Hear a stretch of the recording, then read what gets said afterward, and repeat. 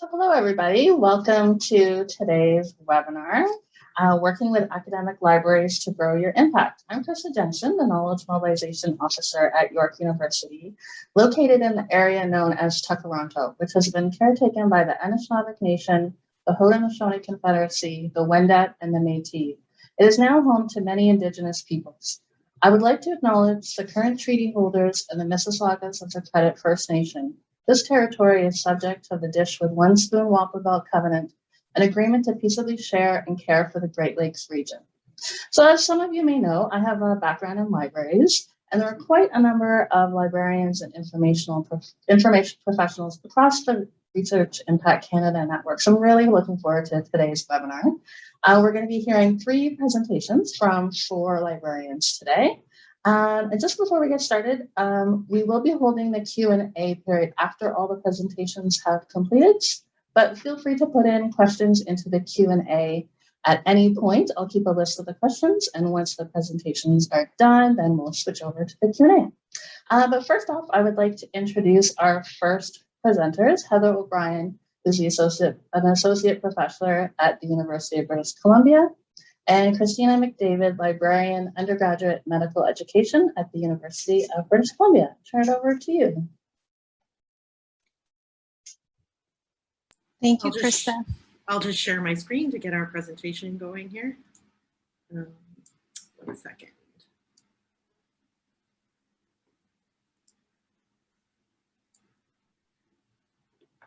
All good? Yeah, thank you, Kristina. So good morning or good afternoon, depending on where you're coming from today. It's a great pleasure for Kristina and I to be here to talk about the role of academic librarians in knowledge exchange work. Next slide, please. As we move into the presentation, we would like to just take a moment to pause and acknowledge that all of us on the panel actually are coming from the West Coast today. We live and work in present-day Vancouver, BC, which is the unceded territories of the Coast Salish peoples, specifically the Squamish, the Tsleil-Waututh, and the Musqueam nations. Next slide, please. So Kristina and I conducted an interview study as part of a larger partnership project.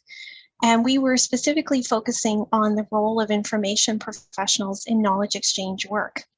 We knew that librarians and archivists were already engaged in a lot of relevant work, particularly in the scholarly communication process, but we wanted to learn a little bit more about that community-facing work that might be under the radar.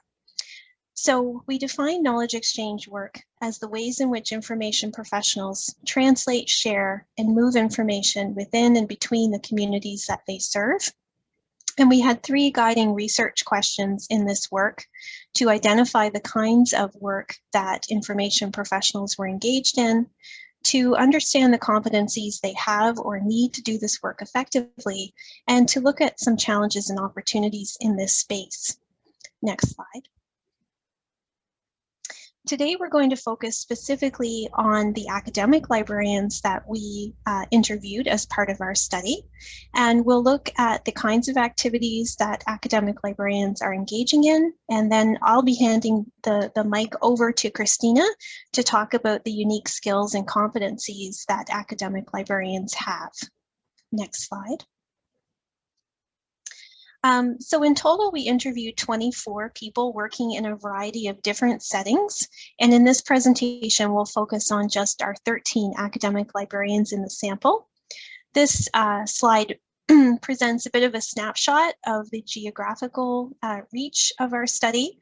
Although we recruited nationally, the majority of our participants were from British Columbia.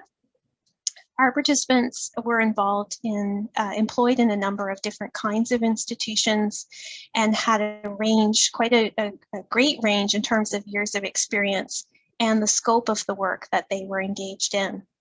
3 of them were currently in leadership roles. Next slide. We've been inspired in our work by the KSTAR Spectrum, and this posits that there's different roles involved in knowledge exchange. So On the left side of the spectrum, we see those roles focused on getting information to people. So either in its current form, which is the information intermediaries, or in more accessible or relevant formats, the knowledge translators. And as we move to the right side of the model, we have more emphasis on exchange and sharing rather than just dissemination. So this involves a deeper understanding of the end users and the kinds of information they want and in what format. And more importantly, thinking about the knowledge and lived experience of end users and how that enters into the co-production process. Shaxson et al. Posited that there were different activities involved with these roles. So the information activities really span the spectrum and are all about getting people physical access to information, whereas the relational activities help people to make sense of and use that information. And then finally, the system activities take into account that broader socio-technical space that knowledge exchange work happens in. Next slide, please. So when we looked at the kinds of things our interviewees were doing, some of this made a lot of sense to us as both a library educator and a professional librarian.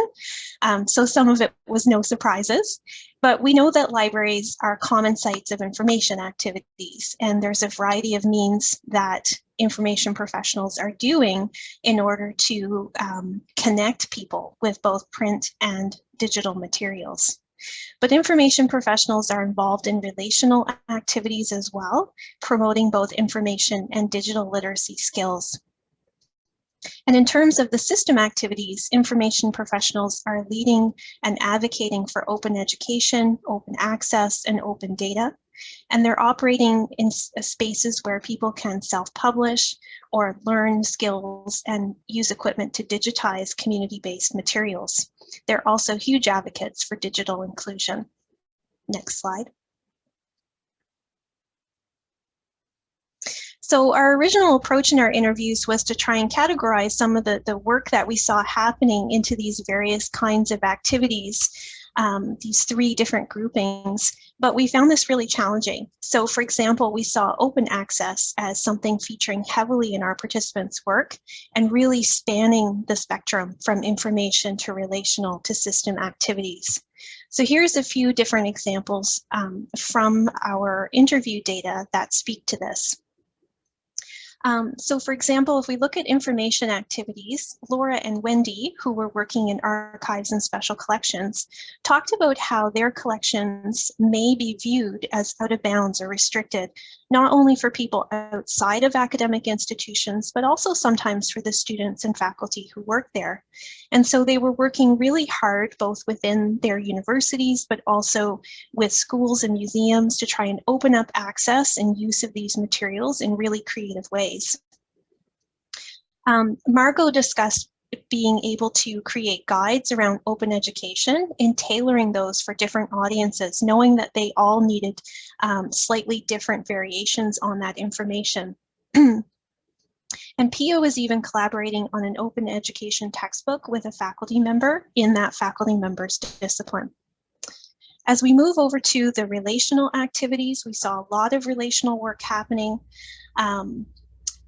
around open access. So some of this was related to educating people within the university about the value of open access, self-archiving practices, but also moving into organizing events both with and for different constituents.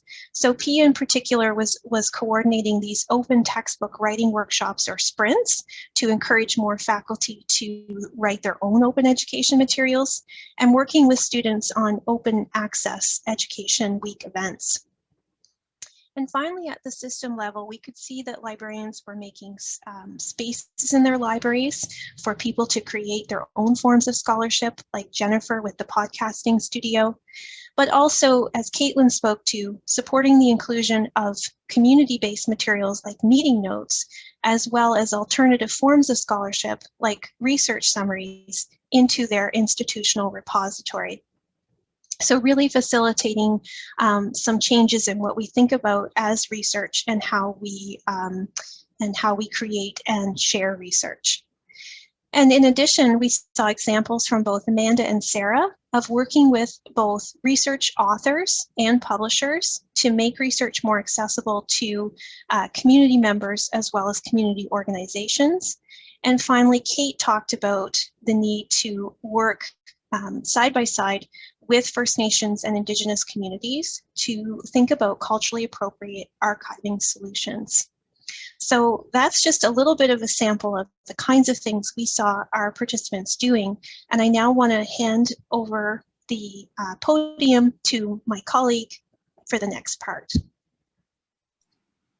Thanks, Heather. So that sets the scene in a really great way. And so we wanted to share with you some insights and thoughts about why information professionals are ideally positioned to be working in the knowledge exchange area. Oops. There we go. Okay. So as we were thinking about which attributes of information professionals make them so well suited to knowledge exchange work, we kept coming back to one concept, and that was really this large concept of embeddedness. So due to their detailed knowledge of every aspect of the projects they described, our participants were uniquely situated to be aware of needs, barriers, opportunities, team dynamics, and connections. Many of our participants described relationship building and maintenance as being the key to their success and really one of the most fundamental activities that they were caring for. So in many cases, information professionals also bring a social justice orientation to their work. That means that the value that they place on research is viewed through the eyes of their constituents. They have thought deeply about why and how they are doing this work. They describe their passion for their work and enthusiasm for learning and experimentation, taking on roles and tasks that were outside their usual work or previous experience. In-depth knowledge of all aspects of the project allows them to be very effective advocates. They seem to take particular pride in overcoming barriers and finding new ways to leverage the existing infrastructure of the university in creative ways. Participants really described a very long-term outlook, and that leads to kind of an interesting side conversation, perhaps about precarious work that is often the case for newer professionals, information professionals. They expected work to be iterative and sometimes halting, and that some relationships might take years to bear fruit. Beyond contributing expertise, many sought to provide support and encouragement to collaborators without pressure or expectation. So I just want to share a few quotes here as we're wrapping up this part, just from some of our participants. Heather and I really loved this one, and it's really speaking to that attitude that we noted in a lot of the interviews. And so this participant, Lisa, is saying that I think the attitudes people should have are pragmatic and social justice oriented. And she says if somebody needs a photocopy of their driver's license in order to get to the next appointment, in order to get housing, and that quarter could prevent them from doing that, just make the damn copy. So we really liked that attitude, and we thought it very nicely illustrated what we were hearing from others as well. The next one here talks a little bit about relationships, and we heard many powerful and sometimes moving stories about how people had really been thinking about the relationships that they had built in doing this work. And this participant, Tara, says, how do you measure a relationship? How do you measure communication? And she's trying to report on the collaborations, and she talks about one particularly powerful example that because of a relationship, a long-standing relationship with a particular First Nations community, and because of the trust that had been established, she and her colleague were asked to assist with the return of regalia to the community. And this was something that they hadn't been aware that they were going to be asked to participate in. And I think it was just an incredibly, an incredible illustration of the depth and the trust of the relationship. So that was a really huge thing for her. And then thinking about that idea, that holistic approach of really sort of understanding the audience and how that connects with needs. And this participant is talking about some of the many ways that she has worked to really shift the focus to open educational resources on her campus. And she's talking about, you know, the different strategies that she has employed to entice faculty to try out open textbooks, and then also students, and trying to engage them in conversation and you know, talking about, you know, what you're actually paying for textbooks. She had, you know, all kinds of stories about great ways that she had engaged with people around that to really shift opinions. And then just to conclude here, we have another quote from Lisa, and she's talking about the fact that her library is really works hard to accurately describe collections, so that they're not using the Library of Congress subject heading Indians of North America, which, is, I'm sure we can all appreciate, is you know, terribly outdated and inaccurate. And so she's talking about how it really matters that they are using the right words to describe materials. And she says the most important piece of that work to me is not necessarily for the purpose of scholarship in the way that academia has defined scholarship, but I think about those Indigenous land researchers and how we can make it easier for those researchers to find the materials in their communities. So she's really thinking about the broader application, not only about the you know, smaller community within her university, but more broadly as well. And you know, it's a real reminder of how what we describe something and how we're able to retrieve it is critical, and why the words we use matter. So it's also a good illustration kind of that continuum that Heather talked about at the beginning, you know, where we're talking about, you know, information and about relational activities and then about system activities, that they're all connected into this sort of holistic approach. And you can see that the different phases of that are reflected just in this one example, where she's talking about someone just coming to find information, but she's also talking about trying to make it more useful for them and more accessible. And then also thinking about that system change that needs to happen to change the metadata standards to actually more appropriately describe these materials. So given their holistic approach and the variety of activities that they're already engaging in across the KSTAR spectrum, information professionals are uniquely positioned to contribute powerfully to knowledge exchange work in a wide variety of areas. And so that brings us to the end of our presentation, and we're looking forward to hearing from our colleagues on the panel and the discussion. And we just have some acknowledgements here. We want to thank our STOREE project colleagues, and of course our wonderful participants, and also the Making Research Accessible Initiative Steering Committee. And then just to note that the STOREE project is funded by a SSHRC grant. So thank you very much. Thank you so much for that. I think it really illustrates all the different ways that information professionals are involved in knowledge exchange, knowledge mobilization, KSTAR work, as you want to call it. So thank you for that. Okay, so next up, we are going to hear from Alison Moore, who is the Assistant Head of Research Commons and the Manager of the Knowledge Mobilization Hub at Simon Fraser University. So over to you, Alison. Thanks so much, Krista. I'm just going to share my slides to get things going. All right, thank you so much. I'm here today to chat about the development of the SFU Knowledge Mobilization Hub. And for those of you who aren't familiar with SFU, SFU is a comprehensive university located in Burnaby, BC, on the unceded and ancestral Coast Salish territories, as Heather kindly indicated earlier. So what you're seeing here is an image of SFU's main sort of convocation mall. And while we haven't been there lately, it is important to acknowledge the land that we're based at. So I am here to talk about the Knowledge Mobilization Hub, and just first to kind of give you an overview of what this unit is and how it all came together. So it's a partnership between the SFU Library and SFU's VP Research and International. So that's kind of where our overall reporting structure comes from, but we are located physically, which has mattered a little bit less in the COVID pandemic times, at the SFU Library Research Commons.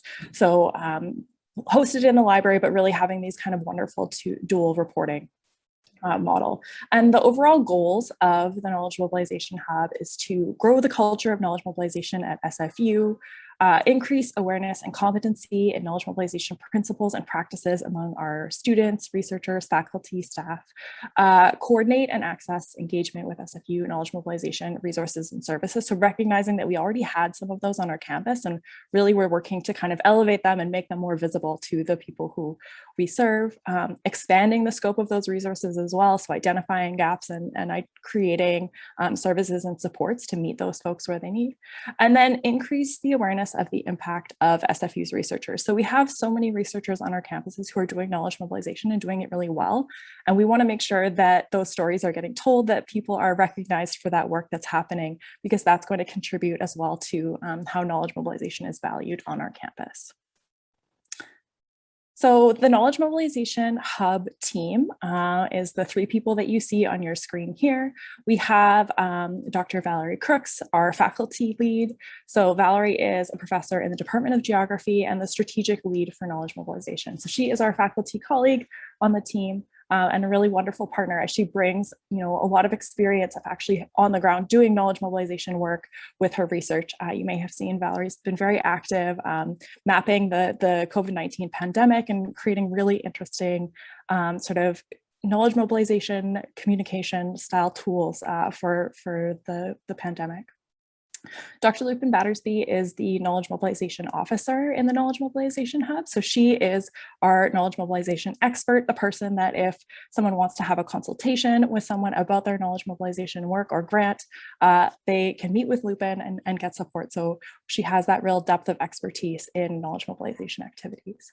And then myself, I am trained as a librarian. So my background is in scholarly communications, things like research impact, scholarly publishing, those sorts of things. So really nice kind of tie into the things that Heather and Kristina were talking about in their presentation earlier. So having that background around dissemination and understanding the different forms of scholarly communication really ties in well with the kind of overall goals of knowledge mobilization, recognizing we're trying to make sure that our researchers are reaching their audience, and also that they're kind of starting to think earlier in the research process about co-creation of knowledge and that two-way knowledge exchange.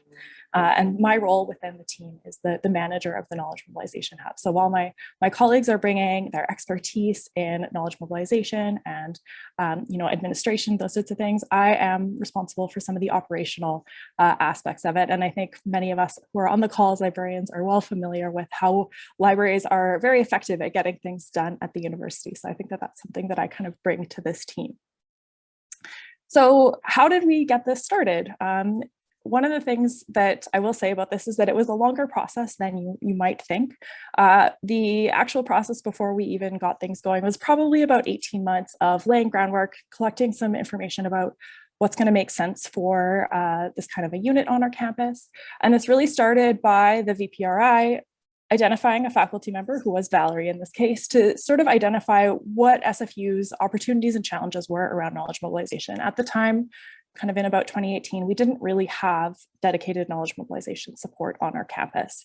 So Valerie conducted an environmental scan of knowledge mobilization services and supports at other Canadian institutions to see what everyone else was up to, opportunities for us. And then she held a lot of conversations with different units on campus. So talking directly to researchers, but also folks in admin, communications, research staff, those sorts of folks, to kind of identify who's working in this area, where are their alignments, where is there generally enthusiasm for this topic. And when kind of things all came together, the library was one of those units that certainly expressed a certain amount of alignment with this issue and a lot of enthusiasm. An opportunity for funding emerged, and the library was sort of recommended to be the applicant for that funding and the home of the Knowledge Mobilization Hub. So there was kind of a long process in seeding this, but then when that kind of funding opportunity came forward, things sort of solidified with the library as the kind of main partner in this. And I do want to take a moment to just speak to why the library, many universities have knowledge mobilization units. on their campuses, and they're often located either in an Office of Innovation, Office of Research Services, those sorts of things. It's reasonably unique for such a unit to be located in the library. So I think the kind of first point here is that there's a really strong service alignment, sort of jumping off what Kristina and Heather were talking about. The library already was facilitating dissemination, right? So we had support for scholarly communications, digital humanities, data visualization, our open access policy, the makerspace, all of those sorts of areas that really align with this kind of service model. And we had a lot of expertise in creating programming, events, reaching graduate students and faculty. So the Research Commons, which is the unit where the Knowledge Mobilization Hub is located, runs over 100 workshops per term and has a really good history of getting folks to come to those, offering consultations and those sorts of things. So when you're thinking about starting up a new unit, building on the kind of strength that we had there just sort of was a good fit for us. And then finally, a couple things that just made this connection, I think, really work for us. So because the library reports up through the VPRI, which is relatively unusual for an academic library, we have a really strong connection with the folks in that office and on the research side of things on our campus. So we're very fortunate in that. And finally, situating a unit like this in the library kind of signals to the researchers that it's really open for everyone, right? So because the library is interdisciplinary, we're there to support all stages of the research process. We are not specifically focused on folks within a specific faculty or department. That was a really significant consideration for the way that we were sort of presenting the Knowledge Mobilization Hub. And again, while this matters a little bit less during COVID, we were sensitive to the idea of what we might be signaling if the Knowledge Mobilization Hub was located in, for example, our Applied Sciences building, and the kind of folks who would think, oh, okay, you know, the Knowledge Mobilization Hub is for me because it's located near my people, and I'm a computer scientist and I'm interested in getting out this kind of output. But because we are located in the library, we have fortunately been able to reach people in all of our 8 faculty, so that's been really rewarding. All right, so just to give you a sense of the timeline of things, once we actually secured funding, so we had funding approved in October of 2019. We did a couple months of setup, recruiting, hiring our wonderful Knowledge Mobilization Officer who started in January 2020. And I think that you'll note as you're looking at these dates, we got to do some of our strategic planning and our launch just before the pandemic happened. And then we all went remote. So in many ways, we were very fortunate to get this time to kind of actually meet in person before moving into that kind of remote work environment. But we have been very successful in our first year in kind of getting things up and going. And I just want to give you kind of a short sense of some of the activities and things that we've been working on in the Knowledge Mobilization Hub. So our kind of 4 priority areas are navigation and support. So that looks like connecting researchers to SFU resources or generating resources for noticing gaps. And then knowledge mobilization consultations for pre and post award applicants. So that involves people coming to us and saying, hey, I'm applying for this particular grant. Can you help me shape my proposal? Or actually reaching out proactively to people who we have seen have been funded and say, hey, let's help you enact that knowledge mobilization plan that you put in your application. Secondly, we do a whole bunch of training and capacity building. So we have a workshop series. We offer course integrated instruction, speaking at other kind of events and things like that on campus. And one of our kind of signature elements of this is a lunch and learn series called Unlock Your Research Impact, a knowledge mobilization lunch and learn series. And doing this online actually allowed us to reach a much kind of broader audience than we may have done if we were trying to have people come to our space up at Burning Mountain. So that was a really wonderful discovery for us. I think we'll carry on doing these remotely. Thirdly, we really want to celebrate the people who are doing this work on our campuses. So identifying the folks who are doing knowledge mobilization and doing it well, and then launching this research impact story series called Knowledge Mobilizers that helps to kind of elevate the work that those folks are doing on our campuses. And then finally, we're really interested in exploring this idea of research impact at SFU and convening a work group to look at research impact and kind of what that's looking like for researchers. and using our sort of position as knowledge mobilization experts to be able to bring together a large group of people on campus who are all interested in this topic, but don't necessarily meet as a matter of course. And I think that that's another strength of the library, is that we're able to identify all these different folks who are working in our campuses and bring them together. So in our first year, this just gives you a little sense of what we were up to. And this really is kind of up to that first year of funding, so September. So we did have 52 consultations, folks from all 8 faculties. You can see there the kind of breakdown of who we're reaching. So it is primarily faculty, which makes sense given the audience, but we are connecting with other folks as well. And starting to kind of make sure that we're reaching out to people through stakeholder engagement meetings, participants in our workshops, and then just keeping track of the success rate on the funding of the proposals that our Knowledge Mobilization Officer is supporting. And this summer, I did want to just highlight that we're running Research Meets Policy, which is a week-long summer institute for senior graduate students and postdoctoral fellows to connect them with folks who are in the policy space, but also researchers at SFU who are actively engaged in getting their research to policy, and offering a really intensive opportunity for those students and postdocs to kind of build their skills in this area, build their networks, that will result in them, bringing more confidence to how they can kind of apply their research in the policy space. All right, that is all of my slides. Thank you so much. Thank you so much, Ellie. That was really, really interesting to see how everything was set up. I mean, I know at York, I have relationships with people in the library, but it's not formalized like that. And so it's really interesting to see how you set up your hub. And I'm just fascinated by the fact that it's located in the library. So that's really cool. Okay, and our next and final speaker is Heather DeForest, who is a Community Scholars Librarian, also from Simon Fraser University. Thank you. Thanks very much, Krista. I don't have slides, so I'm just chatting, and I just need to alter my view here so I can see my notes. One moment, please. Okay, thanks. So I'd like to acknowledge that I'm joining today from, like the other panelists, from the territories of the Tsleil-Waututh, Squamish, and Musqueam peoples. And we're speaking today about the impact of research. And I would like to acknowledge that research has an impact related to the way that it happens, and not just to the knowledge that it builds or uncovers. So I hope that we can think about the complexities of connecting research to the public, to communities, to Indigenous communities specifically, when research often really is not public. Knowledge resources have been and continue to be enclosed and commodified rather than approached as a commons. They have been and continue to be assigned value as ownable products, and perhaps have also been removed from appropriate cultural context that should govern their use. So I acknowledge that extractive research causes harms, and that these harms have occurred and continue to occur in the territories where I live and work, and in the profession of librarianship. And I commit to questioning our traditional library assumptions and to developing approaches that will help us to work in more reciprocal and decolonial ways. Today, I'm speaking about the Community Scholars Program as a kind of case study in which the idea of research impact in libraries can be explored.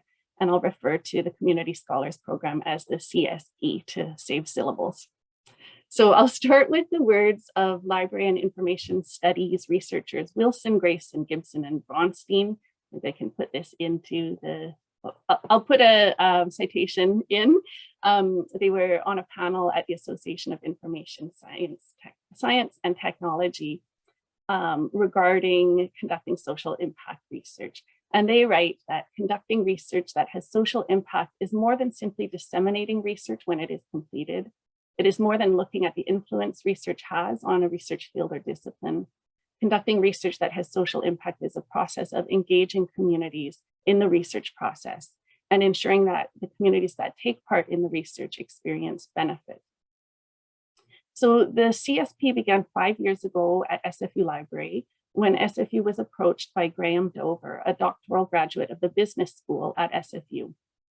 He had noticed that his student library access had expired and that he was no longer able to read journal articles and ebooks, even those that he had authored. despite having a great need for these materials to inform the work that he was doing with social change organizations. And I think this is a story that will feel familiar to librarians, people who have been part of our institutions but no longer are, and realize what they were able to access as members of our institutions. So from this community identified need, the CSP began.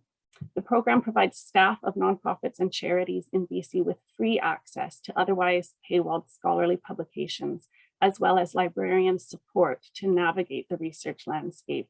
And it's grown from a 50-seat pilot with 2 supporting publishers to now a multi-institution program with 500 community scholars and 7 publishers.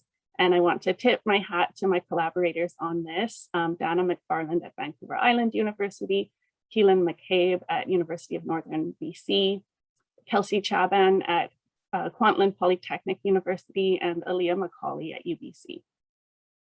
We serve a very, very wide range of individuals with different backgrounds, dispositions, and orientations when it comes to research, from participants with PhDs who are conducting original research in their organizations to those with vast experiential knowledge, though no formal post-secondary education. And among these, many different areas of vital expertise and practice are represented on topics regarding housing, climate change, food security, mental health, arts and culture, and community inclusion, just to name a few areas. So I would like to stress that the CSP is not a knowledge mobilization project in the sense that we're not mobilizing a particular body of knowledge or a particular finding. Rather, we come kind of from the opposite side. We provide access and capacity building around research use. So we start from the needs of people in community organizations, and we fill in a gap between different groups of knowledge users and producers. So in the time that I have, I'd like to consider community scholars as knowledge users and then as knowledge producers, and then to just kind of bookend all of this, speaking about the role of librarians in this program and more generally. So community scholars as knowledge users or as research users. We know a few things about how community scholars use the research that they have access to. We've been told that having access to scholarly publications supports staff of nonprofits to engage in professional development, to secure grant funding, to develop their programming, to advocate to policymakers and communities, and in some cases to legitimize their experiential knowledge. So sometimes this research use is very instrumental. And I have a quote here from a mental health organization. Quote, "I needed to dispel some myths about charging fees for services in my organizational management. And I was able to find a great research article examining this topic, which I shared with the team, and it helped us to make more clear decisions." And sometimes it's much more conceptual and generative and leads to innovation. So here's another quote from an organization who develops new programs for cognitively disabled adults. Quote, "The opportunity to bridge academic and community knowledge has helped shape our practice to new discoveries." So there's a real social impact to research being available to community organizations. We've also learned a few things from community scholars about how they would like to receive research. So syntheses, summaries, plain language, etc., are very, very valued, particularly the kind of summary that contextualizes the research and says, this is the contribution that this piece of research makes to the field, and this is how you might use it. And we've also heard that having access to the actual journal article, which is considered the authentic, original, primary unit of research, is important both symbolically and instrumentally. Community scholars have mentioned several times on multiple occasions that this access, both instrumentally, practically, and then also in this more metaphorical sense, helps to level the playing field when they're invited to discussions with academics, government, and industry players. So turning to community scholars as knowledge producers, I think in academia, we often lose sight that research is done outside of our institutions, and a good number of community organizations in the CSP do original critical research about topics of importance to them and to other organizations. Some examples include the McCreary Center Society, who are committed to improving the lives of youth in BC, the Asia Pacific Foundation of Canada, BC branch, who are dedicated to strengthening ties between Canada and Asia. And I've recently been speaking with someone at the Work Wellness Initiative who focus on creating safe, healthy, and inclusive workplaces. All of these organizations and many more do original research. Other organizations play that role of knowledge mobilizer. They are mandated to affect change by sharing the findings of research, and they're deeply networked within their communities.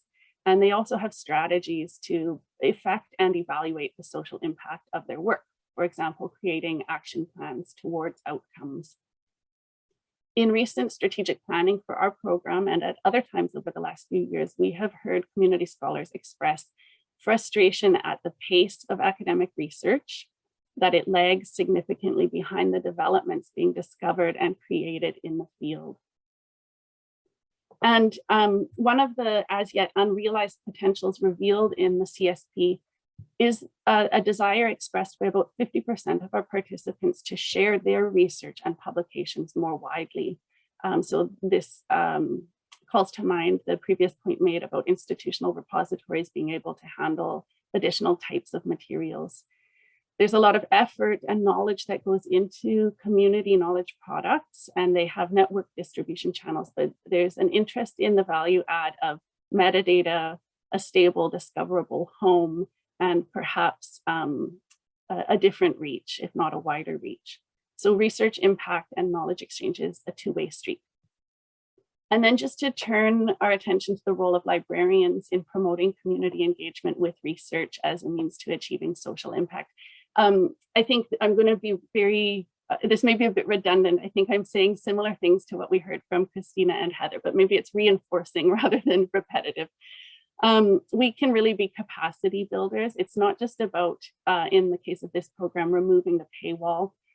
It is about unlocking that gate to this enclosed territory, but also providing navigation assistance. So there's that relational aspect and that systems change aspect as well. Our program provides information about how scholarly articles are written, what the structure is, and how to approach reading them. We provide resources that support doing research. We are able to provide access, for example, to SAGE research methods online and to understanding how research is done. And we provide workshops on critical appraisal, on evaluating pieces of research to decide on their strength as evidence to guide decisions in particular community contexts. And we can and have worked with public libraries to not only highlight the resources available through them, but also to share about how to find open access publications.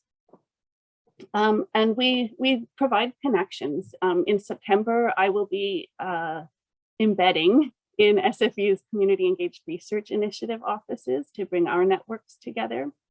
Librarians have a strength as connectors. We have our traditional reference role to refer patrons to information sources, but it's not just about connecting people with text, but also to other humans as sources of knowledge and to other services. We've heard from our partners in community-focused units at the university that those units are not as networked with one another as we as librarians are. So there's excitement about the possibility that librarians can cross-refer community members between institutions as well as within an institution. On one recent call, for example, a university staff member said that they had heard from a community member who was looking for someone who could do research related to skateboarding communities, and that staff person had come up empty-handed, but we were able to refer to a grad student at another university who was doing precisely that kind of research and had that background and expertise.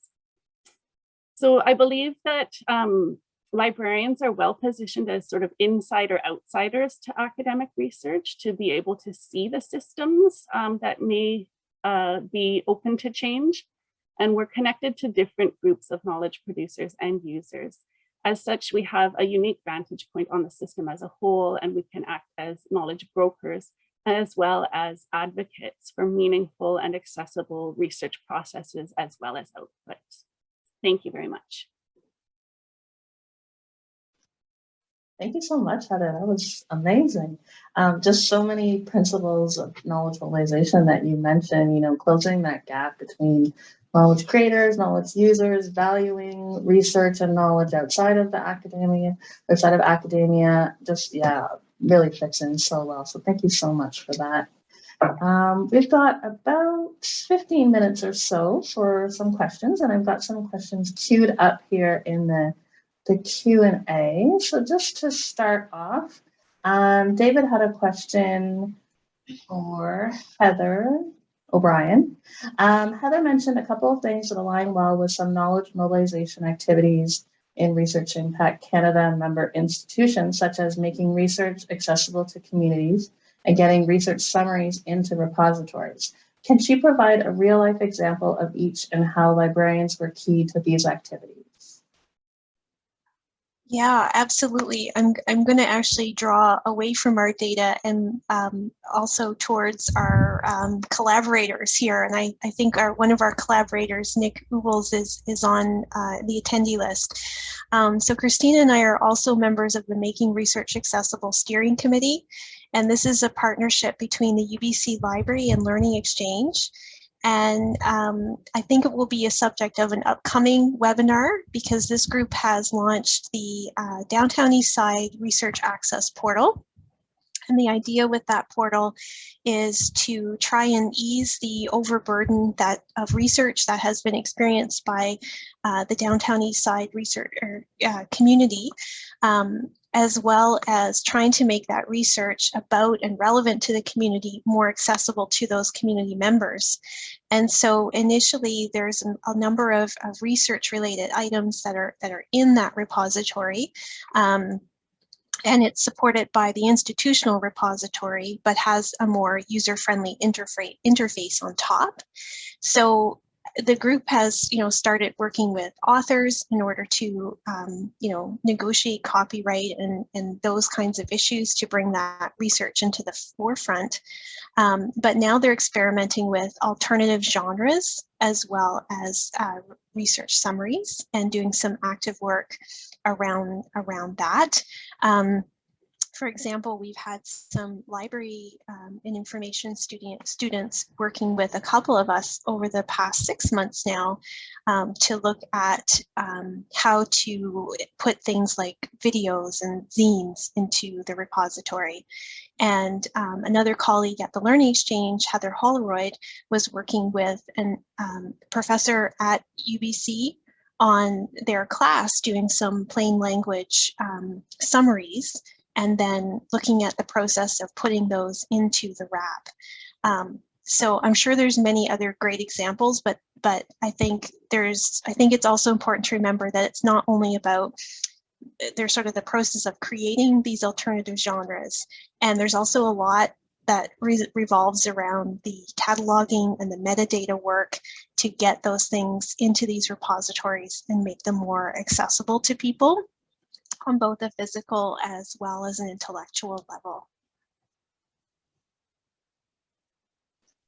Thank you for that. Okay, we have a question from Dina for Ali. She's asking, she's interested in the consultations. How did you get people to use the service? Did they fill in a form before the consultation? And how are those meetings usually structured when you meet with people? Yeah, this is a great question because I know many of us have different types of consultation services on our university campuses, and surfacing them is always a priority. So one of the things that we did really early on for the launch of the Knowledge Mobilization Hub that I think really helped with just raising the visibility of this service is we worked with the folks at SFU News to release a news story about the launch of this service. We had an email go out to all of our faculty members from Joy Johnson, who's now president, but at the time was the VPRI, about the availability of this.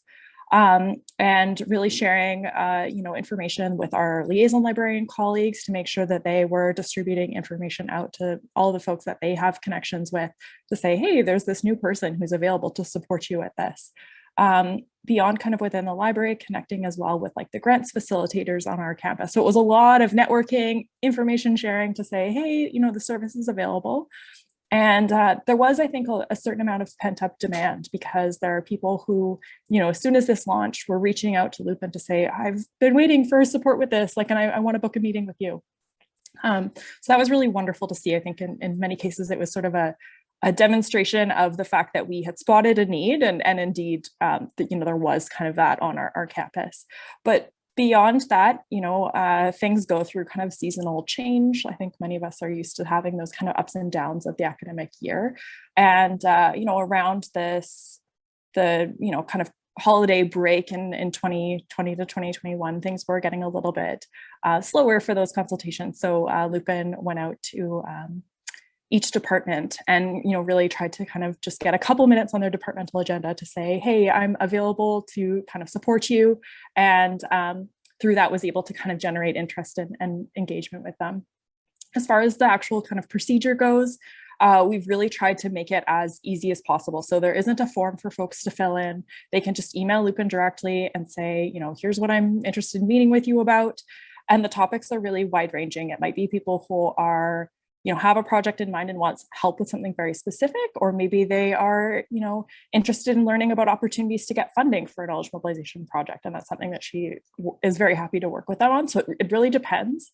But the meetings themselves, range from 15 minutes to an hour or so. And it's really going to depend on the person's background and familiarity. So if it's a student, it might be a little bit more of a longer meeting. Faculty might come in with something more specific. So, like most consultations, there's like a reference interview that happens, and often a lot of kind of prep work, follow-up that result from that. But I think it has been very positive. There's been a lot of kind of ongoing relationships that have resulted from those meetings. Thanks. Thank you. Got a couple of questions for Heather DeForest about your project. So the first one is, how did the project manage copyright issues when making research accessible to community scholars? And then another question sort of related, is the program cost neutral for the participating libraries, or are you having to pay the publishers additional licensing fees for the 500 scholars that are involved? Thank you. Thanks for those questions. I'm just going to keep my camera off if that's okay. I seem to have frozen for a little bit there. So I hope this will work a little bit better. Yeah, these are really good questions about sort of the pragmatics and the logistics of the Community Scholars Program. So I guess the easiest way to explain it is that no, we're not paying more for the 500 seats. Through negotiation with the participating publishers, they've allowed us to extend the licenses that we already have for our campus communities to these 500 additional individuals. And then there's some real specific licensing issues around that. So that ties into the copyright issues. Our community scholars would prefer to have access be by organization. That seems to be better for how they work, and we understand that. And yet with our publishers that are participating in this, it's really important that we have it tied to individuals. So just like any student or faculty member, each community scholar has an identification for accessing the proxy server that serves up the full text of the articles and books that they're looking for. And have some information about not republishing, not sharing widely, etc., but being able to use these materials as any researcher would. And then the other part about cost neutrality to other libraries. So there are costs associated with the program. We have a portal which is a sidebar version of the integrated library system that we use, and there's a fee associated with that we need to pay to the vendor. So the other participating libraries are contributing some funding towards the program to cover that, as well as to cover staff time. Some of the libraries currently are supported by a McConnell Foundation grant that is supporting that. And we're strategic planning now for a model that will sustain the existing partners. And we're looking for ways to scale the program more widely, hopefully at some point beyond British Columbia. So there's in-kind contributions of staff time that are really important to making the program run, because we are so based on those relationships that institutions have within their communities. But not a lot. There's certainly no cost. There's no cost. We're not paying additional for these materials. I hope that that answers that. Thank you.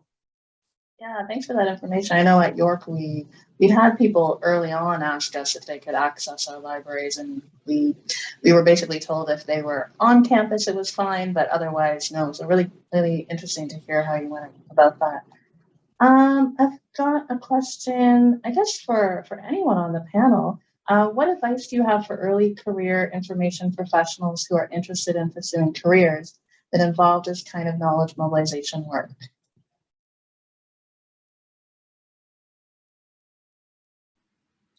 Well, I could share maybe a little bit just about the what we learned from some of our study participants, and I'll look to others to jump in.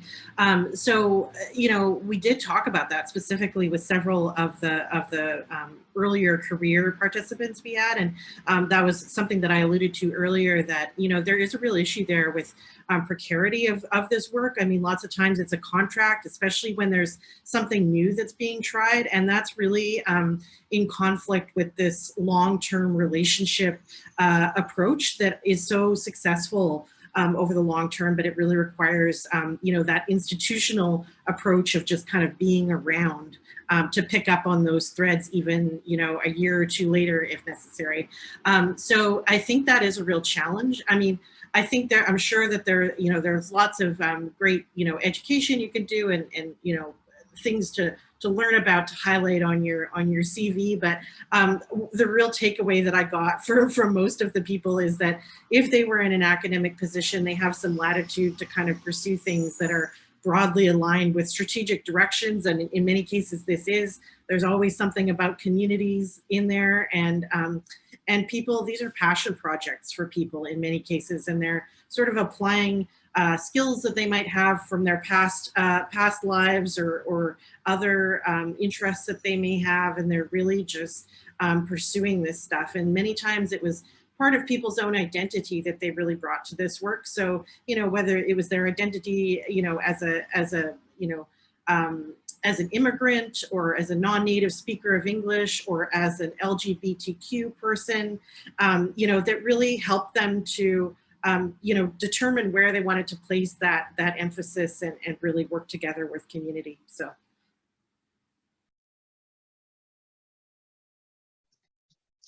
Thank you. I think we'll just finish off with one last question. Hilda asks, how might I go about connecting with information professionals at the university where I work? Do you have any ideas of, if people are interested in connecting with their libraries, who's the best person to get in touch with?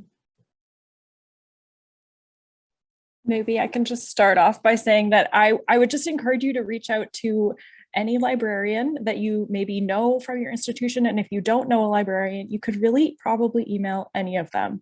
One of the things that we're really good at in the library is referrals. So if you write a friendly email that's like, hi, here's my question, I'm not sure who to reach out to, but I've picked you, you know, maybe you can help me, or maybe you can direct me on to someone else.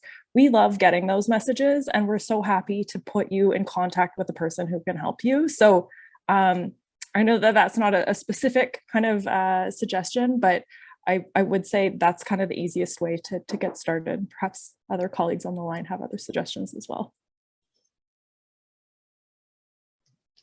Yeah, I'll just confirm that. Something I think most of us have in common is we're good at knowing who knows what, and are happy to pass you on to people who might be able to answer your question. So I think we're at time now. Thank you so much, everybody, for attending. There were a couple more questions that we weren't able to get to, but we do have a record of them, and I will maybe ask the panelists if they could just respond by email. We have your contact information. So if there are some questions that unfortunately we didn't get to, we will try to answer them for you. Thank you so much for joining us, and we are hoping to have more discussions around this, the work of librarians and information professionals in knowledge mobilization and research impact. So thanks so much, everyone. Have a great rest of the day. Bye.